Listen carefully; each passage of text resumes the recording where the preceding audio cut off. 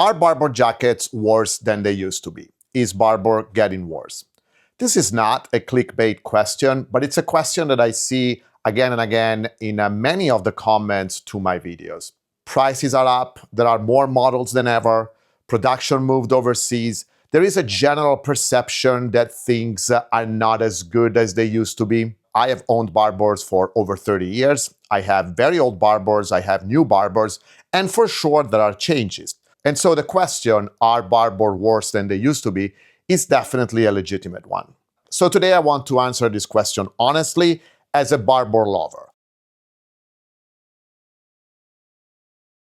This is not a hate piece about Barbour. This is not a Barbour is trash kind of video. If you want that type of video, you should be looking elsewhere. Today's video is really about trying to understand whether the changes that Barbour has made through the years were unavoidable, whether they made sense. And fundamentally, what I'm trying to understand is whether or not Barbour are still a viable option for us as consumers, and whether we should still buy them and at what cost. Let's start with the most obvious of things. Prices of Barbour jackets did go up, and the value didn't always follow.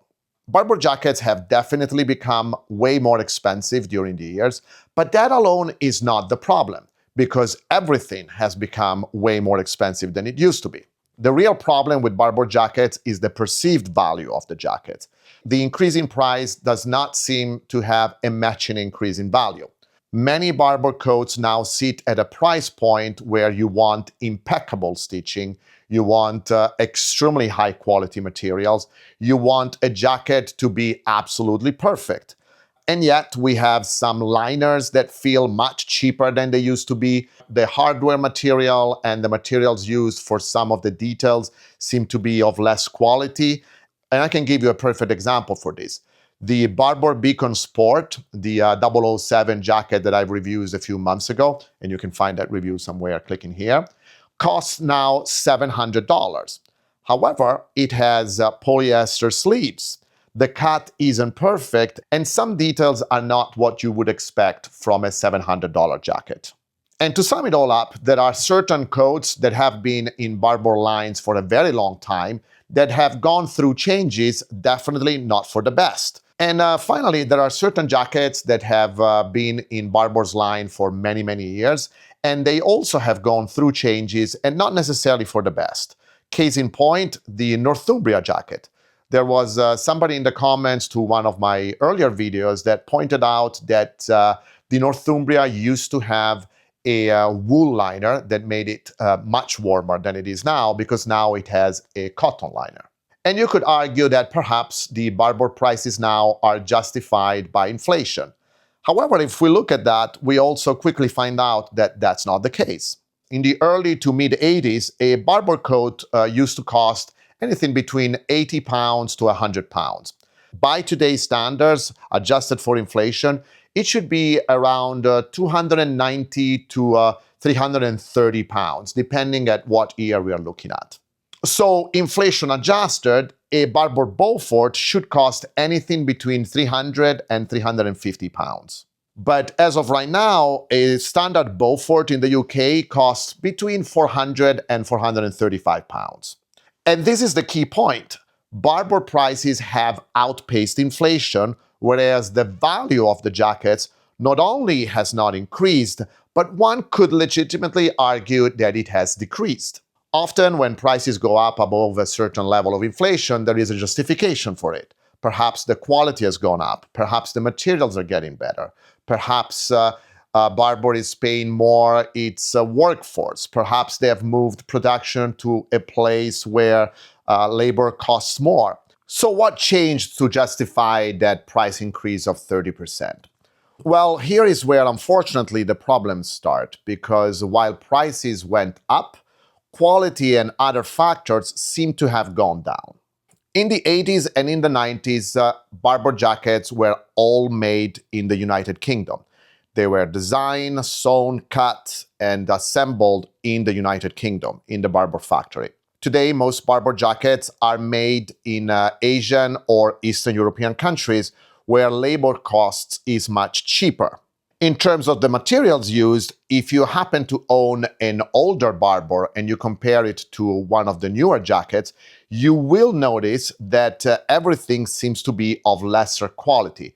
Now, this might be a perception, but I do own, for instance, two Barbour coat jackets, one from '92 and one from last year, and the wax cotton seems to be different. It might be just a question of using a different blend. I'm not sure, because Barbour did not reply to an email in which I was asking clarifications about the materials and the production.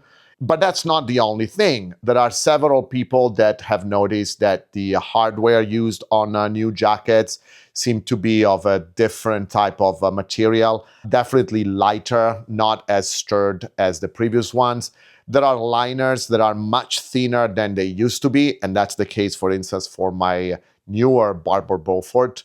And in the past, there definitely was less reliance on a synthetic material, whereas right now, most Barbour jackets have some synthetic components in them. None of this means that Barbour jackets are now bad, but it definitely means that they're not better built than they used to be. It definitely means that there hasn't been a 25 to 30% increase in value to justify that 25 to 30% increase in price. So here is the uncomfortable truth. Barbour jackets are more expensive than ever. They are not made in the location where they should be made from a heritage point of view, and they are definitely not better built than they used to be. If anything, they are made worse. Now, why does this matter? It matters because I strongly believe that if Barbour was charging even more than it's charging now, if Barbour was charging £500 and it was making jackets in the UK and was using the same material, if not better, compared to the past, and was providing a coherent and clear set of models, buyers of Barbour jackets would not be complaining about the price because the value would be there. The value proposition would be there. Whereas right now, it definitely does not seem to be there anymore. And by the way, if you have made it this far, my name is Michele, welcome to Coat Culture. This is my dog Marshmallow, which is always in my video. I talk about jackets and coats on a weekly basis, mostly on a Sunday. And if this is something that interests you, please consider subscribing to the channel because it costs you nothing, but it helped me a lot. Thank you. Now, there is a second factor, which is an emotional factor, and I believe it's probably the most important factor here. Barbour jackets used to be made in the United Kingdom until the late 90s, more or less. But starting from the late 90s to the early 2000s, the production of many Barbour coats was moved to Asia and Eastern Europe, to countries where labor was cheaper than the UK.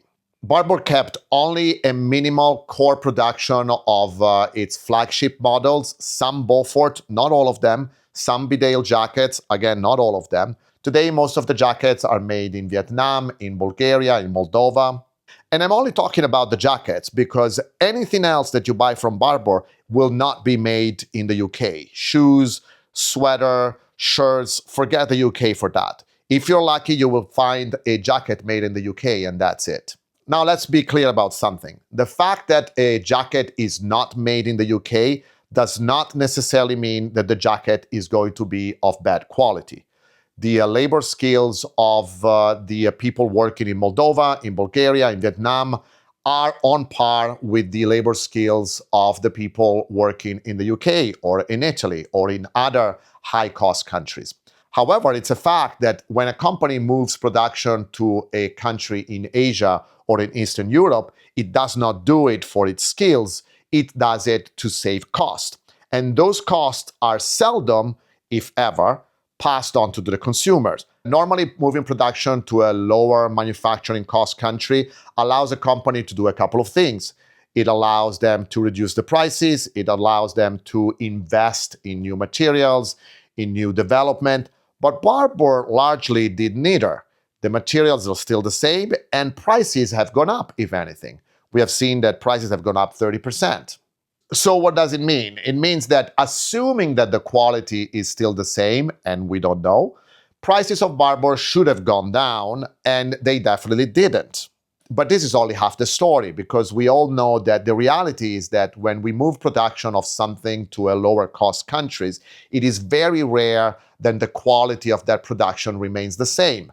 Even if the labor skills of the workforce in that location are the same as the original location, there might be different factors that affect quality. It might be difficult to have quality control over there. It might be difficult to have the same level of training. It might be a simple language problems. There might be a gazillion reasons why the quality of a product manufactured in a cheaper country is not as good as the quality of a product manufactured in a country where labor is more expensive. The fact of the matter is that quality often goes down. So we have new manufacturing locations for Barbour that definitely affect consistency, definitely affect the perceived value of the brand, and definitely affect the willingness of us, consumer, to pay heritage prices. Why am I asked to pay heritage prices for a product manufactured with obsolete technology, and I'll talk about that in a minute,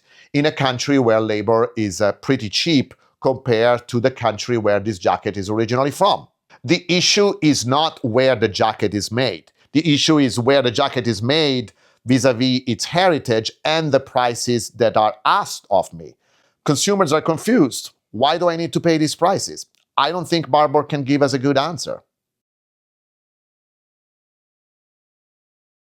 Now, the third point I want to mention is about the materials that are used. I have hinted at it before when I said that Barbour coats are obsolete technology. Wax cotton Barbour coats are definitely made of a material which is by design not cutting edge. But if we look back at when Barbour started to be produced and when Barbour started to become very fashionable, the materials used at the time, the wax cotton, was considered really highly technological. There wasn't an alternative that was better to wax cotton. And that's why so many fishermen, so many outdoorsmen, so many motorcyclists, so many hunters were choosing a wax cotton jacket, because it was the best available at the time at a price that was a premium, but there really wasn't anything better than that. Now, fast forward to today. We have fabrics that are lighter, more waterproof, more breathable, that do not require any type of maintenance, and that perform better in a wide variety of temperatures. Gore-Tex, Event, Pertex, these are all fabrics that perform better than a wax cotton jacket in any situation from a performance point of view. Of course, these materials do not have the heritage that Barbour wax cotton have. But the point I'm trying to make is that when Barbour was both cutting edge and heritage, it was asking you 30% less than what it's asking you now that it's only heritage. And it's difficult to ask those prices when your heritage is diluted by you manufacturing these jackets in countries that have nothing to do with your heritage. Now, to be clear, the fact that Barbour only has heritage going for it is a choice. It's not an accident. And it's a great choice. It's actually how heritage company, not only in clothing, can survive in today's world by heavily relying on their heritage. It wasn't a problem when Barbour was made in the UK, but today I'm paying premium prices for a jacket that is not made in the UK, so it violates its own heritage. It's more expensive than it used to be when it was cutting edge. It's more expensive than many alternatives that are made of better performing materials. And it is more expensive than similar jackets that are made in the same countries in Asia and Eastern Europe. So why am I buying Barbour?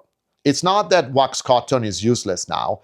It is about, again, the value proposition that Barbour is implying with its prices. That value proposition is just not there anymore. The world of textile moved on. Barbour made the legitimate and, in my opinion, right decision not to chase that development in materials, but they also made a terrible decision in moving production overseas and using synthetic material and giving us jackets that are not as technologically advanced as they used to be, but they cost even more. Another factor that, in my opinion, is diluting the value of the brand in the eyes of many consumers is the sheer amount of models of jackets and coats that are available on Barbour's website. Now, variety can be a great thing, but the problem is that right now, Barbour seems to have many models that overlap, and it's very unclear where the value proposition of each jacket is. And then there are the endless collaborations that Barbour is making with a variety of brands. Now, many of the brands that Barbour is collaborating with are great brands, but the problem is that I don't see what these collaborations add to the catalog of either Barbour or the individual brands. Let me give you an example.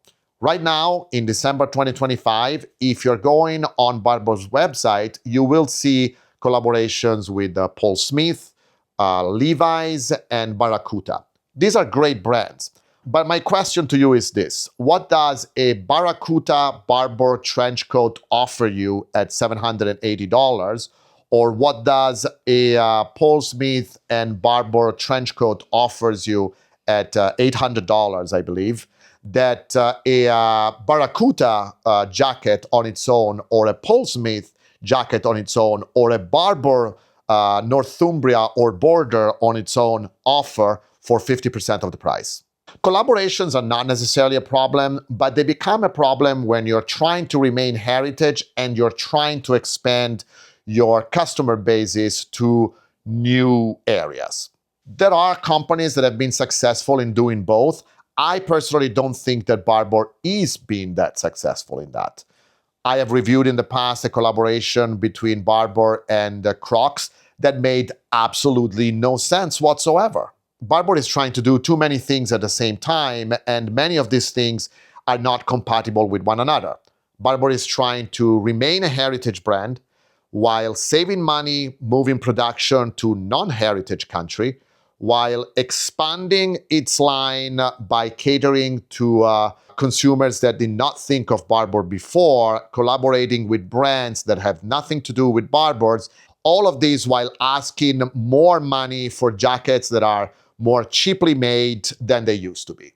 Something has to give. When a heritage company has 5, 10 jackets at different price points with only slight differences, heritage starts losing its meaning, because when everything is heritage, nothing is heritage. So let's try and pull all of the strings together, and let's try and answer the question that we set out to answer. Is Barbour worse? And to me, the answer to that question is definitely yes. Barbour is worse than it used to be. It definitely changed, and change is not a problem. Being different from what you used to be is not a problem. But the problem is when you're different and you're worse. And I believe that that's the case with Barbour. Some jackets today are still fantastic, in particular the jackets still made in the United Kingdom, but other jackets miss the point. So there is a disconnect, and the disconnect is an emotional and a value proposition one. The emotional disconnect is that when you buy a Barbour coat, you want to buy a certain Britishness. You're buying something that will evoke certain nostalgia. And that's why the phrase, "they don't make them as they used to be," resonates so much with so many people. And then there is the actual value proposition there. The jackets just do not feel as good as they were, especially if you buy certain jackets. There are models that are still almost as good as they used to be, but the vast majority of model is not. And nowadays, when you buy a Barbour, you need to pay attention to what model you're buying, where it was made, what materials are used. You cannot just blindly buy a Barbour jacket and be sure of the quality. Barbour did not get worse across the board.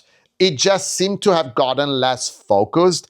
And although I will not go as far as to say that it lost its soul, I'm going to say that it's not guarding its soul as well and as preciously as it should be. Because a brand like Barbour in 2025 and 2026 is only bought on the basis of its soul. And if you have no soul, you have nothing to offer me. Now, what does it all mean for you when you're buying a Barbour jacket? Well, it means that if you want a wax cotton jacket that has that Britishness to it and has that heritage to it, you need to be careful about what model you're buying. Stick to the Beaufort, stick to the Bedale. And even there, make sure that those are made in the UK, because some Beaufort and some Bedale are not made in the UK. Ignore seasonal noise. Ignore all of those collaborations that are super cool, but they add absolutely nothing to the value of your Barbour. And buy an old jacket, buy an old Barbour if you can, although that comes with its own set of problems, which I will review in a video coming up soon. And if you own an old Barbour already, you probably know why the phrase, "they just don't make them as they used to," carries so much value as far as Barbour are concerned. Well, this is my opinion, and now I want to hear your opinion. What do you think about Barbour? Do you think they have improved? They have gotten worse? What have they gotten worse in? Tell me in the comments, and if you want long-form discussions about coats and jackets, don't forget to subscribe to the channel. Marshmallow and I wish you a Merry Christmas, and we'll see you soon.